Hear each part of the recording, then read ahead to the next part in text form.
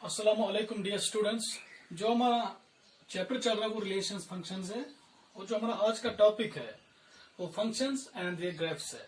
Functions को तो हम इससे पहले भी डिफाइन कर चुके हैं, अब फिर से डिफाइन करेंगे ताकि हम इनके ग्राफ्स भी मतलब अच्छे से समझ पाएंगे।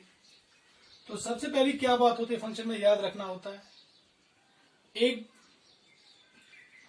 यूनिक इमेज होनी चाहिए, दूसरा जो डोमेन होता है वो डिफाइन होना चाहिए। अब इन दोनों चीजों को समझाते हैं।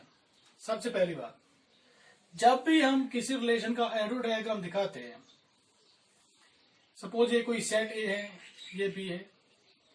यूनिक इमेज का मतलब क्या होता है, जो सेट ए के एलिमेंट्स है इनकी क्या होनी चाहिए, सेट बी में इमेज होनी चाहिए। दूसरी बात, यहां पे डोमेन डिफाइन होना चाहिए। सेट एक्स के जितने भी एलिमेंट्स हो उनके लिए लाजमी है कि सेट वाई में उनकी इमेज होनी ही होनी चाहिए। सपोज अगर हमारे पास यहाँ पे कोई तीन एलिमेंट्स है, 1 2 3, एग्जाम्पल के तौर पे ले लेते हैं, इन तीनों की यहाँ पे इमेज होनी चाहिए। सपोज अगर हम ऐसे लिखेंगे 4 5 6 7, मान लीजिए ये इसकी इमेज है, ये इसकी इमेज है, सपोज ये इसकी इमेज है। एग्जाम्पल के तौर पर जो सेट एक्स है इनकी इमेज होनी ही होनी चाहिए सेट भी यहां वाई में। यहां से तो 7 जिसकी यहां पे प्री इमेज नहीं है, कंडीशन वो नहीं है, इन सब की इमेज होनी चाहिए। इसका मतलब हुआ कि डोमेन डिफाइन होना चाहिए। अगर हम यहां पे एक एग्जांपल ले लेंगे, सपोज हमारे पास कोई एग्जांपल है f of x is equal to x square, ये एक फंक्शन है। अब देख लीजिए, जो ये x होता है ये हमारा डोमेन होता है, ठीक। और यहां पे जो ये एक्स स्क्वायर होता है ये क्या होता है, ये रेंज सेट होता है। ये रेंज सेट में कहां से मिलता है, कोडोमेन से, क्योंकि कोडोमेन सेट जो होता है वहीं से हमें रेंज मिलती है, ठीक है।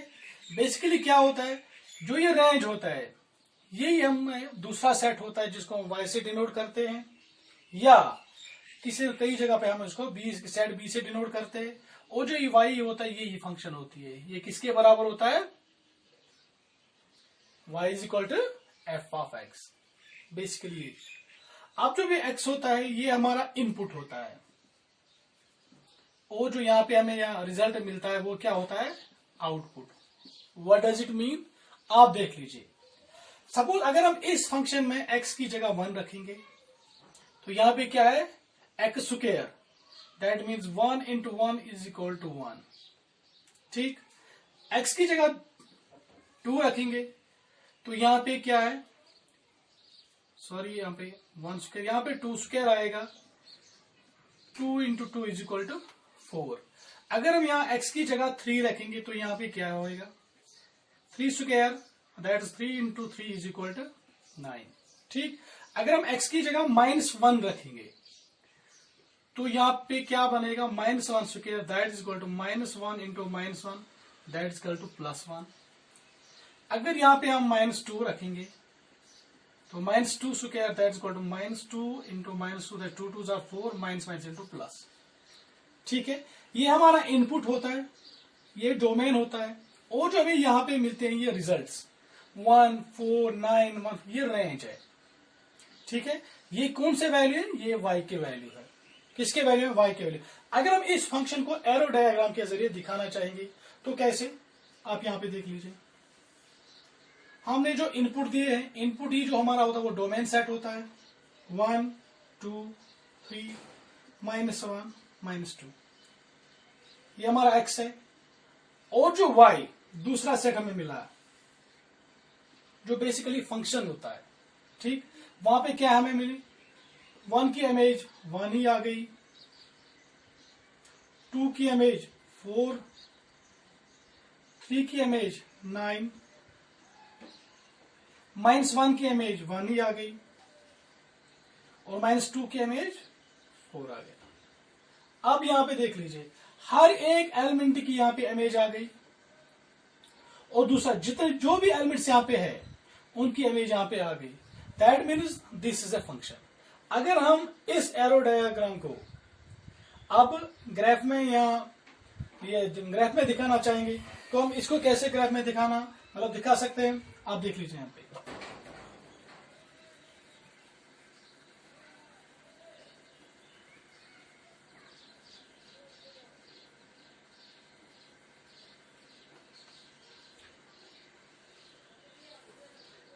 ये हमारा एक्स एक्सिस होता है और ये वाई एक्सिस है, बेसिकली ये फंक्शन होता है एफ ऑफ एक्स के बराबर। ठीक, ऑरिजिन पे 0, अगर यहाँ पे 1 है, 2 है, 3 है, 4 है, 5 है, 6 है, 7 है, 8 है, ये हमारे इनपुट्स हैं। और वाई पे हमें क्या दिखाने होते हैं, जो हमारे आउटपुट्स मिलते हैं, 1 2 3 4 5 6 7, और इसी तरह से यहाँ पे -1 -2 -3 -4 -5, और यहाँ से -1 -2 -3 -4। देख लीजिए, जैसे हमने वहां पे इनपुट्स और आउटपुट्स दिए थे, मैंने इनपुट 1 दिया था, आउटपुट में भी 1 आ गया था। इनपुट 2 दिया था, आउटपुट में 4 आ गया था। इनपुट 3 दिया था, आउटपुट में 9 आ गया। इनपुट -1 दिया था तो 1 ही आ गया था। इनपुट -2 दिया था तो 4 आ गया था। अगर हम इस फंक्शन को अब ग्राफ के जरिए दिखाना चाहेंगे तो कैसे दिखाएंगे? जब मैंने इनपुट 1 दिया तो रिजल्ट 1 ही आ गया। दैट मीन्स कि ये पॉइंट जो ये पहला है, ये ऑर्डर पेयर, ये वाली पोजीशन लोकेट कर रहा है। ठीक, अब जो 2 दिया था मैंने ये, तो 4 आ गया। यहां से भी जाइए और यहां से सीधा ऊपर जाइए तो ये वाली लोकेशन हमें मिल रही है। जब हमने 3 दिया था तो यहां से सपोज 8 और 9, सीधा जाइए तो ये लोकेशन है। जब हमने -1 दिया था तो रिजल्ट 1 ही आ गया था। ये दिया था तो फिर से ये पोजीशन आ गई थी। -2 दिया था तो 4 आ गया था।